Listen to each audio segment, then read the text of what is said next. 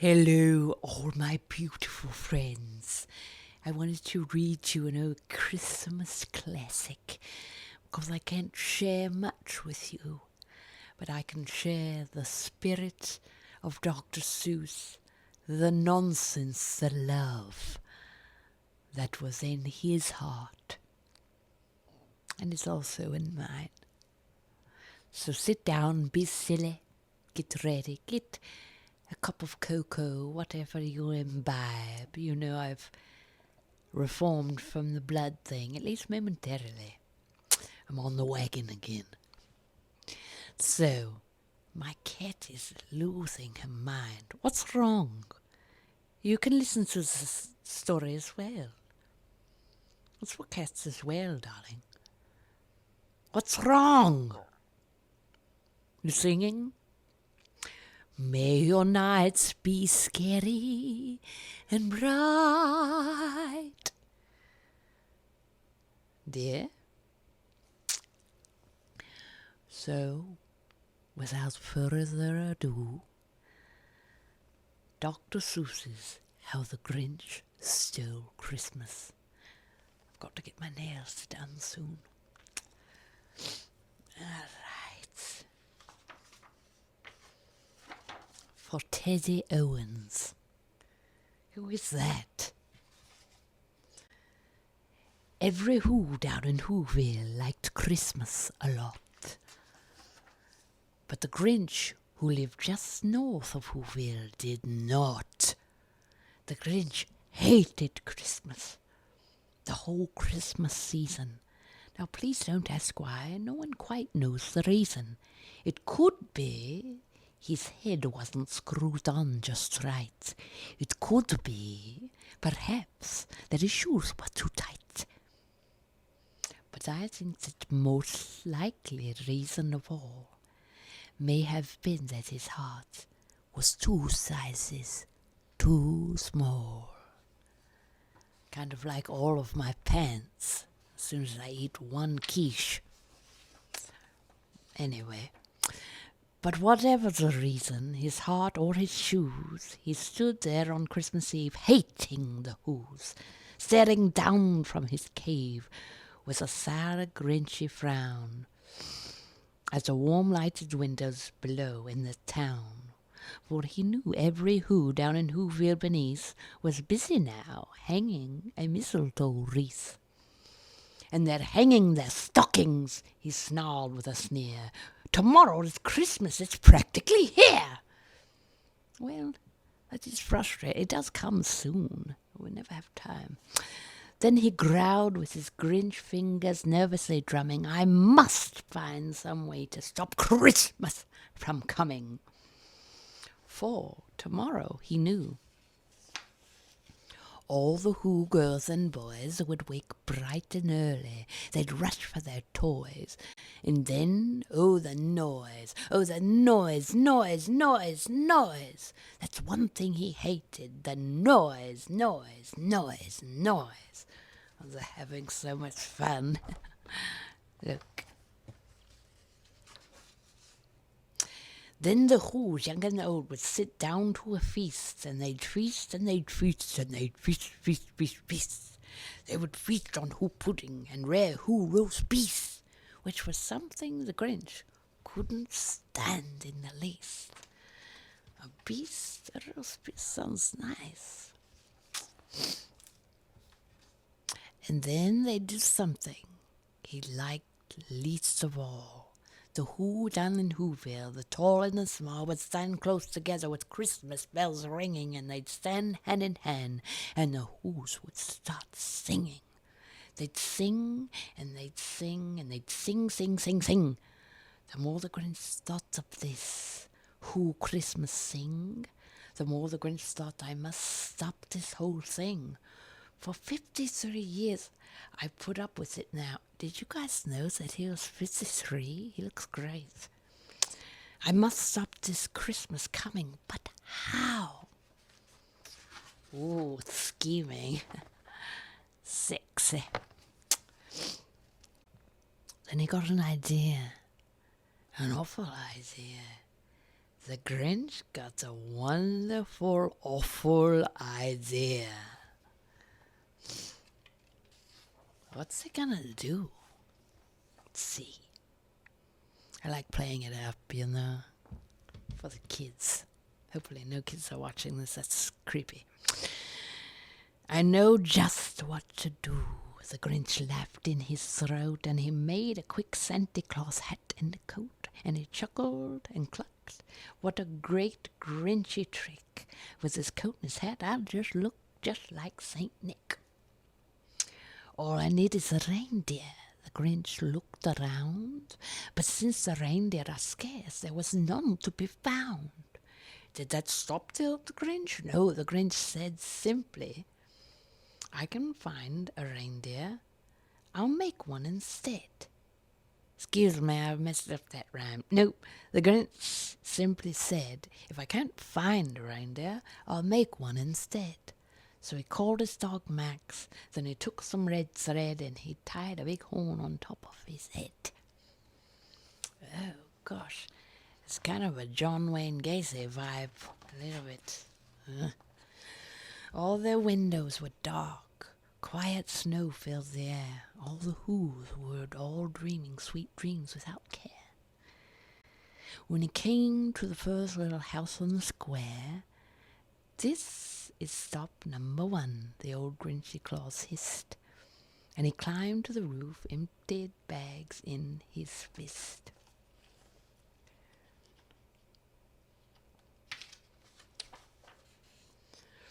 Then he slid down the chimney, a rather tight pinch.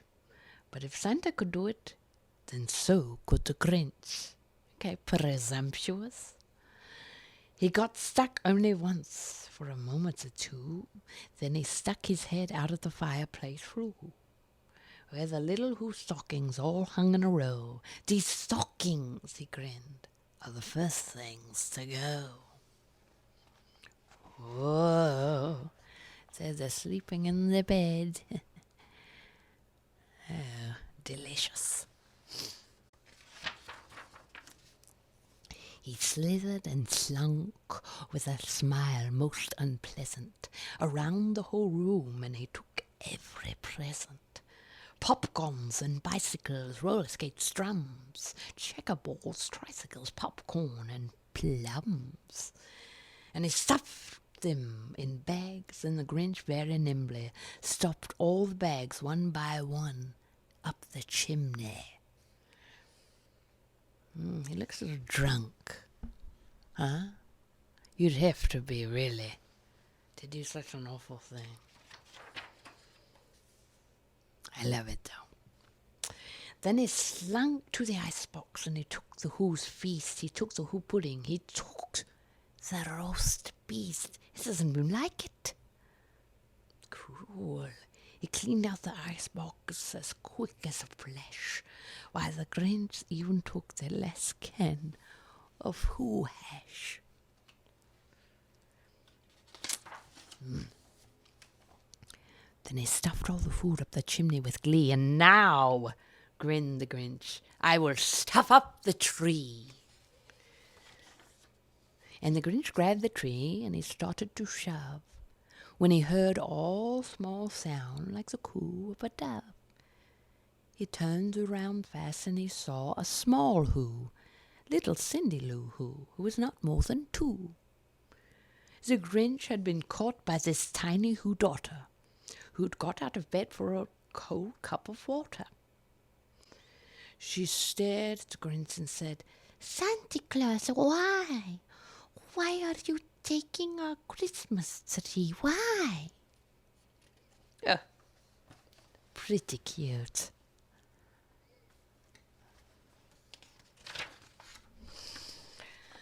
But that old Grinch was so smart and so slick. He thought up a lie, and he thought it up quick. Why, my little sweet tot, the fake Santa Claus lied. There's a light on this tree that won't light on one side. So I'm taking it home to my workshop, my dear. I'll fix it up there, then I'll bring it back here. And his fib fooled the child, and he patted her head, and he got her a drink and he sent her to bed. And when Cindy Lou Who went to bed with a cup, he went to the chimney and he stuffed the tree up. Sly. When the last little thing he took was the log for their fire, then he went up the chimney himself, the old liar. On their walls he left nothing but hooks and some wire. And the one speck of food that he left in the house was a crumb that was even too small for a mouse.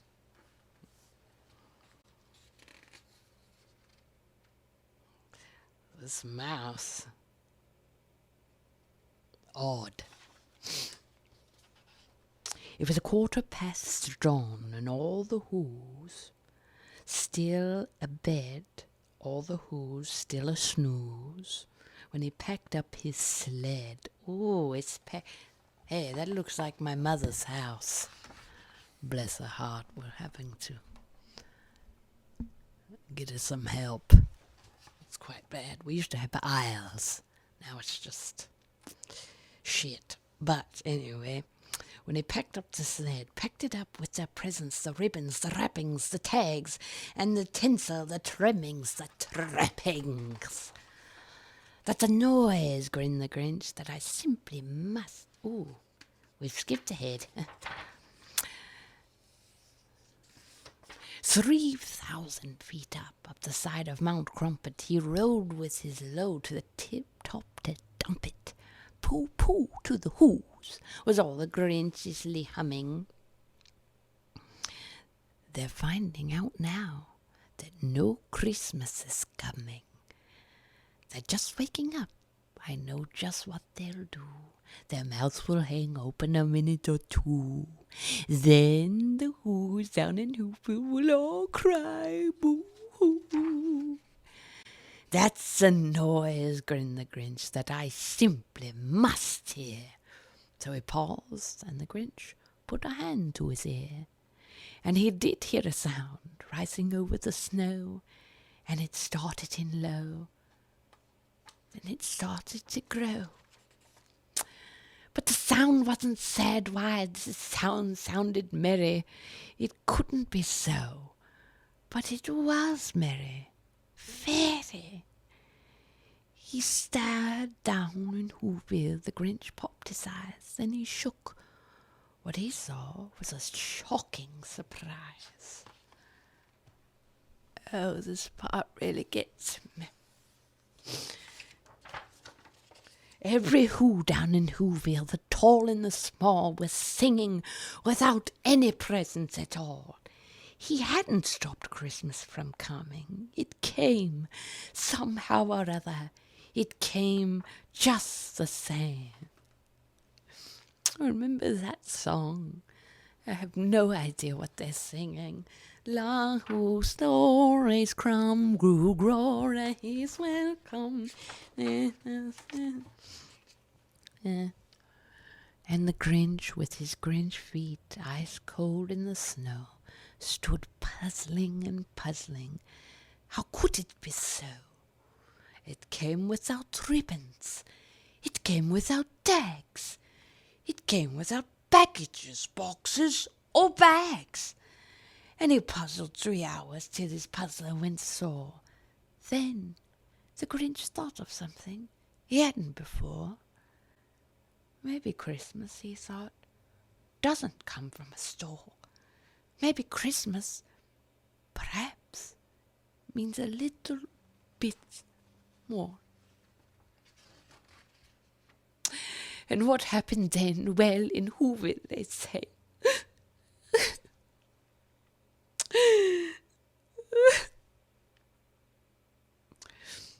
that the Grinch's small heart grew 3 sizes that day. And the minute his heart didn't feel quite so tight, he whizzed with his load through the bright morning light. And he brought back the toys and the food for the feast. And he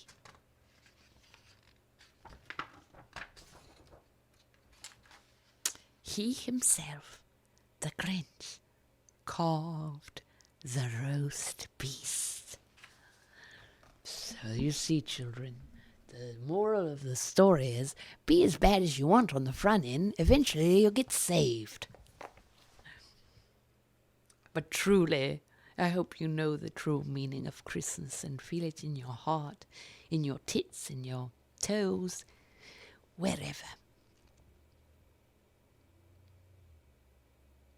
I dissociated for a moment. I'm back.